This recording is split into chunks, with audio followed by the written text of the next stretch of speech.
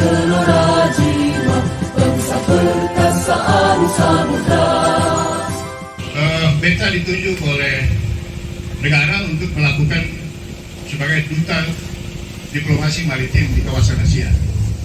Jadi beta diterima oleh Panglima Angkatan Laut Malaysia, juga diterima oleh Lembaga Maritim Singapura dan beberapa kawasan perbatasan. Tahun 2018, beta jadi duta laut dunia, mewakili Indonesia untuk bicara tentang maritim di dunia internasional. Saudara semua, kita orang adalah bangsa maritim. Kita orang adalah bangsa bahari. Jadi bahar dan bahari. Ya. Bahar dan bahari. Oh, ini sudah kelas sapu merah dicoblos sudah itu. Betul saya saudara bahari juga ada.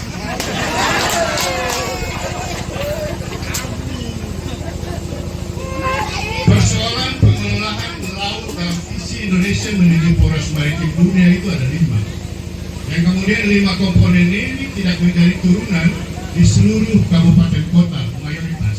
Dan kotoran di Maluku, hampir kepala daerah tidak bicara tentang maritim. Dia lebih banyak urus di darat. Dan kita coba telusuri, ternyata mereka memang bukan background. Beta memang bukan kuliah maritim, tapi kebijakan beta ada. Salah satu kebijakan yang kita ikut lahirkan adalah Perpres 16 tahun 2017 tentang KKI. KKI itu kebijakan kelautan Indonesia. Nah, kebijakan kelautan Indonesia itu ada 5. Pertama adalah budaya maritim. Budaya maritim ini mati. Budaya maritim itu kalau betul di sini itu namanya lomba perahu bela, itu budaya maritim. Dan karena budaya maritim, Kota Tual ini dipersatukan. Keterangan ini datang dari latar belakang suku budaya yang berbeda, kemudian bersatu, dan kemudian angkat sumpah yang namanya hukum larung gabal. Tetapi kita datang dengan hukum larung gabal dengan warna kulit yang berbeda dan bentuk rambut yang berbeda. Itu disebut dengan budaya maritim. Lalu kemudian apa persoalannya hari ini? Ternyata ketemu budaya maritim ini hanya terjadi pada masa lampau. Om Tete dorang ini yang ada bang-abang yang umur di atas beta ini, dulu waktu sekolah itu Tete dulu hasil melaut, tapi mancing di laut dan kemudian kasih sekolah ke orang. Tapi kemudian terjadi disintegrasi, disfungsi. Kenapa disfungsi? Karena kita semua, termasuk yang ada di EBAK, orientasi berpikir ke darat.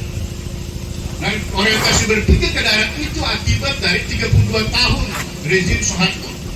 Jadi kita seolah-olah dipaksa untuk sebagai bangsa agraris, padahal kita adalah bangsa maritim. Makanya ada kebijakan kirim transmigrasi segala macam itu.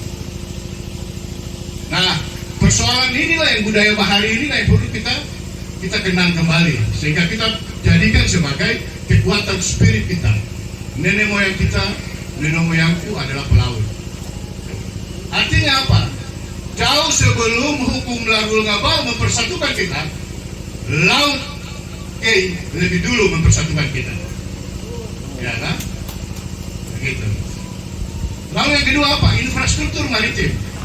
Infrastruktur maritim di pulau-pulau ini seperti dijelaskan oleh Pak Wali tadi, bahwa mulai ada pendataan beberapa di zaman periode yang baru saja berlalu.